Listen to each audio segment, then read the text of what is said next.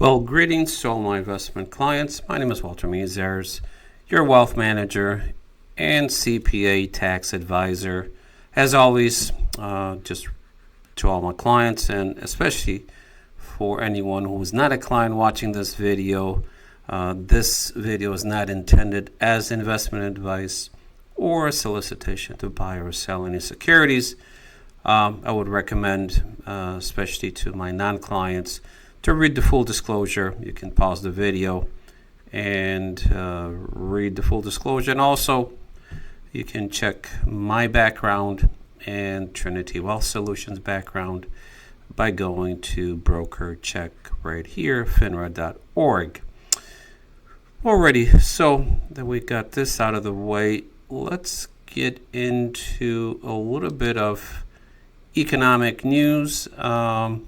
By the way, I'm recording this on Saturday, October 11th. Friday was a down day for the market, and I'll go over the reasoning really why the market went down. Is President Trump announced 100% tariffs on China, certain goods. Obviously, he's using that as a bargaining chip to get China to the table. So kind of maybe an overreaction from the stock market. Let's just go over big picture economic news. Again, during the week of October 10th, economic news was dominated by U.S. government shutdown, renewed tariff threats against China, which caused the major stock indexes to tumble quite a bit. So if we look at the U.S. stock market, what happened as a reaction to Trump announcing tariffs 100%. Again, this will go into effect, I think, November 1st if they don't come to some kind of agreement. So again, you have to remember historically in the past when Trump announced tariffs, the market overreacted and then finally realized, hey, he's really using this as a bargaining chip. So anyway, so stocks fell sharply. Dow fell 900 points. S&P dropped 2.71%. NASDAQ 3.56%. Just erasing some of their earlier gains. But remember, the markets have been hitting all-time highs, so a pullback of even 3.56% in NASDAQ is not a huge drop. In one day, that's a significant drop. But again, is that reversal of the trend, upward trend? We'll just have to find out and see. So markets again have reached all-time highs, so giving back some of the gains. People just took this as an excuse and opportunity to kind of protect their profits. The tech sector obviously got hit the most. The government's still shut down and delayed data, economic data. The government is not issuing because, again, reports are not available because of the government shutdown. So reports such as import reports, including September Consumer Price Index, Retail Sales Producer Price Index, were postponed. Hopefully at some point, the government will reopen. That causes market uncertainty. Consumer sentiments was kind of stable despite the shutdown. At least preliminary October data from University of Michigan suggested consumer sentiment remained largely unchanged. So it's a mixed bag, and I'm not going to go through the entire kind of economic news. But let's get into the market. And what you see right here on the screen, as always, I'm comparing sectors, asset classes, TLT, long duration bonds, QQQ technologies, SPY, the broad market, S&P 500, and gold. Remember our clients, my clients are in the market pretty much we have 20% exposure to gold, which is a good thing, and the rest is sitting 20% in short-term U.S. Treasuries and 60% kind of in the stock market. Overall, on Friday, technology lost 3.5. The good news is pretty much a majority of my clients on Friday were down about 1.5, 1.6%. So more than half because we had exposure to gold, and actually gold did relatively well, held up well, had a 1% actually gain, where again, as you can see, broad market lost 2.7 and QQQ or technology lost 3.5. So our clients' portfolios have kind of a nice balance right now. Gold has been doing extremely well. A little bit of a pullback, but the trend for gold is still probably a good sign, because meaning upward trend, because there's so much uncertainty. So let's take a look at 1 year. Obviously, the best performer was gold, 52%. QQQ, even with the pullback for 1 year, is still actually still up about 20%. And the broad market is, meaning S&P 500, about 13%. And bonds for the year are still in negative territory. So if we look at 5 years, again, we saw kind of this bull market start, excuse me, pretty much in October 2022.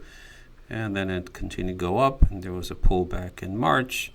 And then again, we're going up, and gold's just been doing amazing. It was trending water right here for about five months, and then it kind of took off starting in January, a little bit in August, and we caught a majority of this upside for our clients. So, in a big picture, what does that mean for the market going forward? Is the trend line broken? In other words, is the market set up to continue going down? And most likely Monday there probably still could be some selling. And let me share with you pretty much what we got from our research company. And it kind of says, the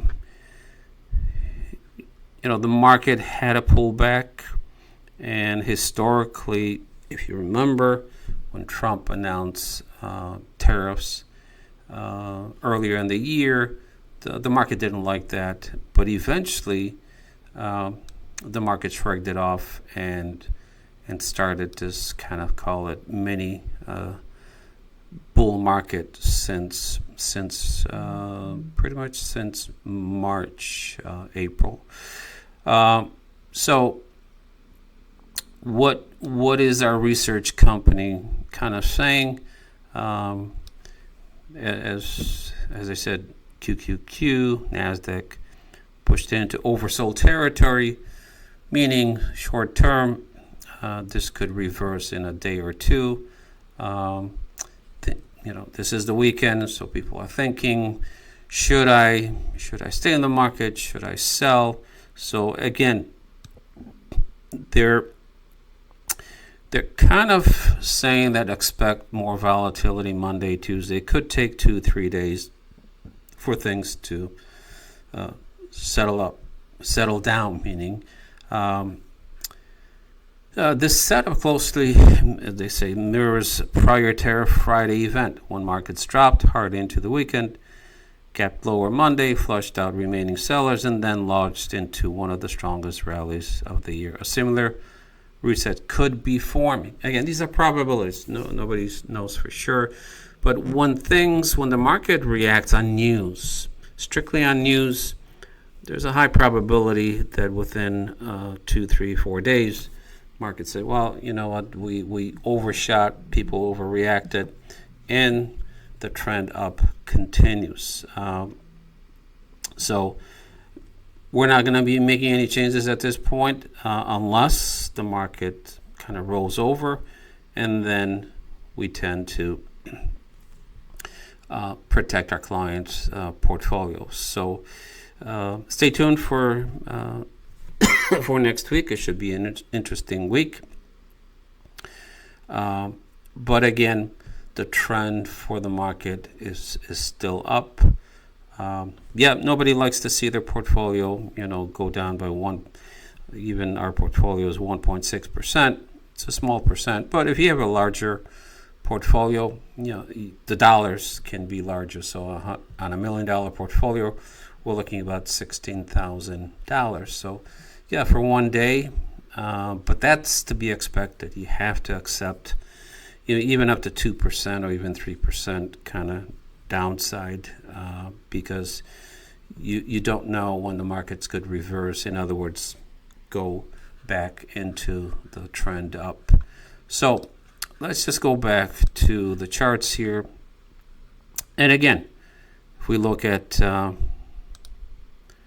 historical kind of longer time range, you can see the market has been just going up and up. Yes, some pullbacks, but right here from 2022, a dramatic upside. What does that mean?